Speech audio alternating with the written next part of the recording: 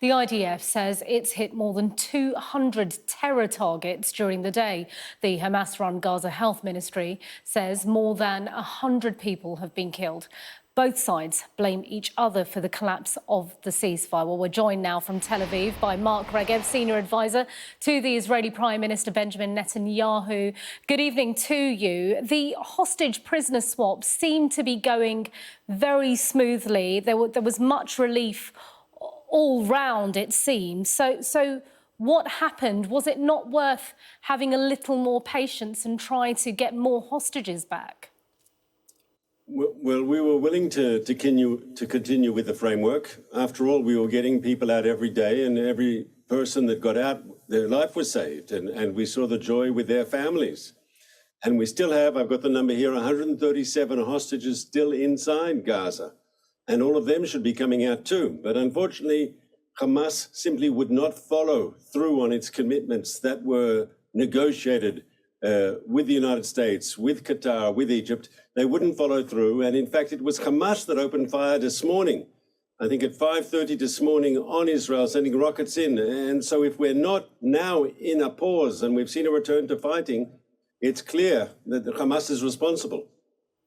Yeah, and to point out, both sides have said that it was the other side first. We did see skirmishes like this throughout the truce as well, though, didn't we? I want to put to you what Hamas spokesperson Osama Hamdan has said. He says it was clear yesterday that the Israeli side wants to go back to fighting, as several ideas were put forward by mediators, and we accepted 3 of them. And despite that, the Israeli side said no, no, no every time. This is the same Osama Hamdan who said that the attack on October 7th was against military targets. Yes? They butcher children, they burn families alive, they go into kibbutzim, into agricultural communities, and just shoot everyone they see. So you're saying this isn't true, that these ideas weren't put to you and Israel didn't refuse them?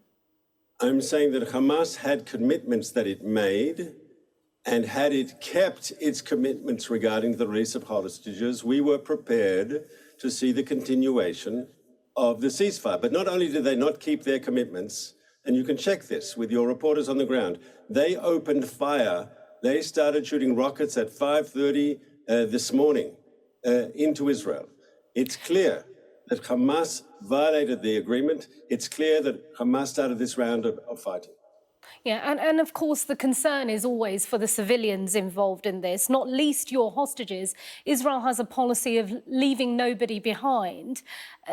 This seems to be the precise opposite, though, resuming the airstrikes in Gaza where your hostages are.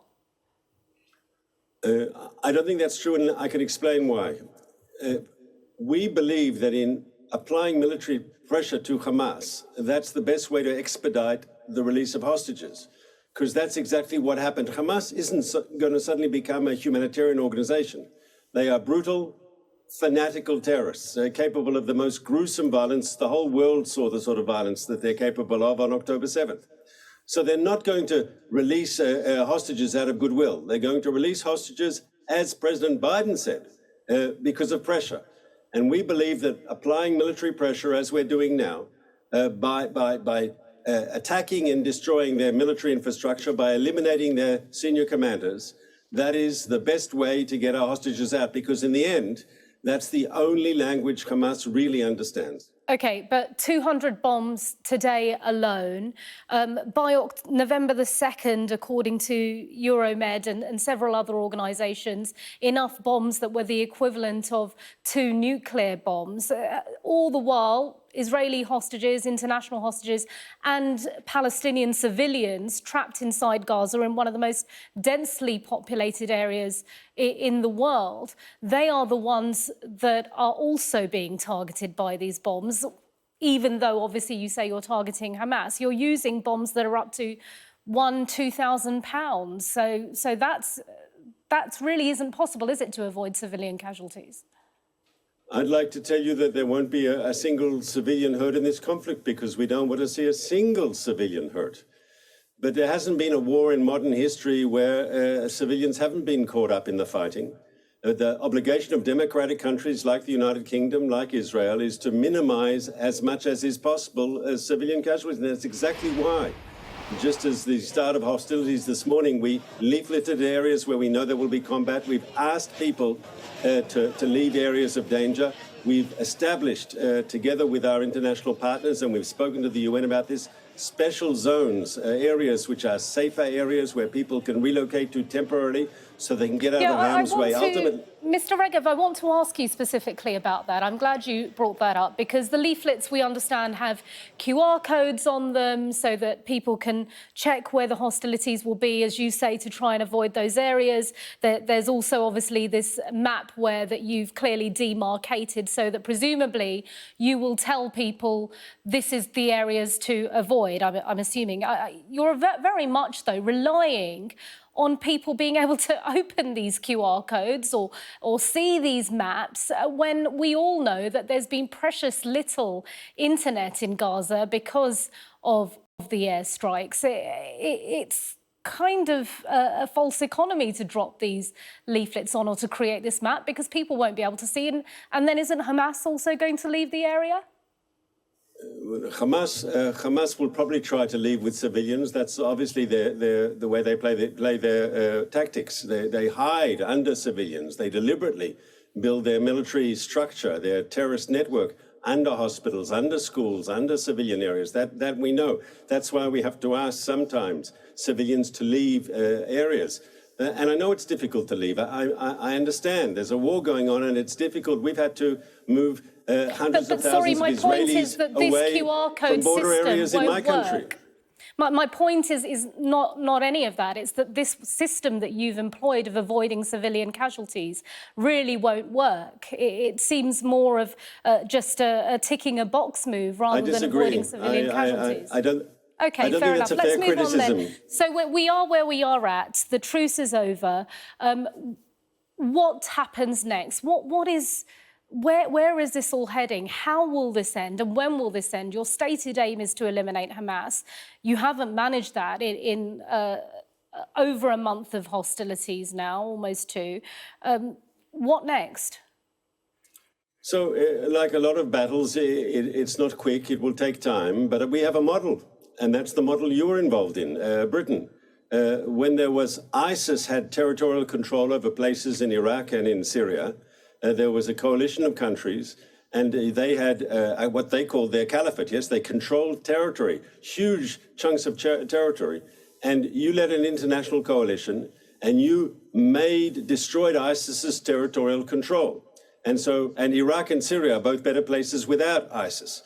And I want to say that we intend to do the same in Gaza. Gaza will be better off without Hamas. And we should ask the following question. What has Hamas bought the people of Gaza? They've been in power for 16 years.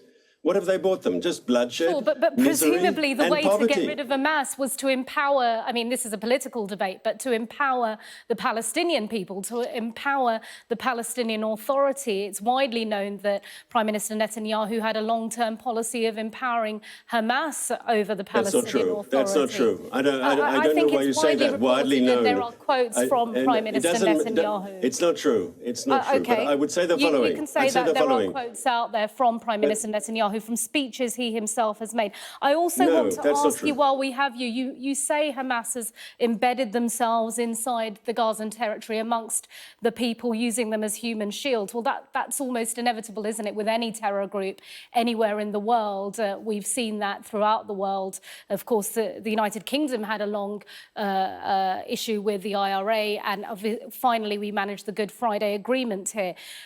Even during the targeting of ISIS, which you liken Hamas to, the United States, a staunch ally of Israel, was reluctant to drop bombs the size that Israel is using on civilian areas, and Gaza is more densely populated. The truth is, we've sat with American officials and we've internally looked at the numbers of civilians who were killed when you were fighting ISIS, both in places like Fallujah and Mosul. And we are convinced, and you can check our numbers if you like, but when this is over and the numbers are clear, we believe that it'll be very self-evident that the IDF's measures to get civilians out of harm's way have actually worked. And that though, because we're all listening to Hamas propaganda and they're controlling the numbers coming out of Gaza, we're all convinced that the opposite is true. Frankly, I think we'll do very well. And it's not just computers and smartphones. We've been dropping leaflets, we've been making phone calls, there are radio broadcasts. The population of Gaza who wants to get out of harm's way, and it's not everyone, we've specified specific locations where we know there will be heavy fighting. They know where they need to go. And the humanitarian organizations have also been notified. And so we want to see tents there. We want to see field hospitals. We want to see, of course, food and water and medicine for people going to these areas. It's common sense. If there's going to be heavy fighting, civilians should move out of dangerous areas. That happens in Syria. That happened in the fighting in Ukraine. The trouble is, as we've said repeatedly, we're going to go round in circles, Mr. Regev, because obviously it's the most densely populated area on Earth. I hope we can speak again. It's good to have you here on Sky News. Thanks very much indeed. Thank you for having me.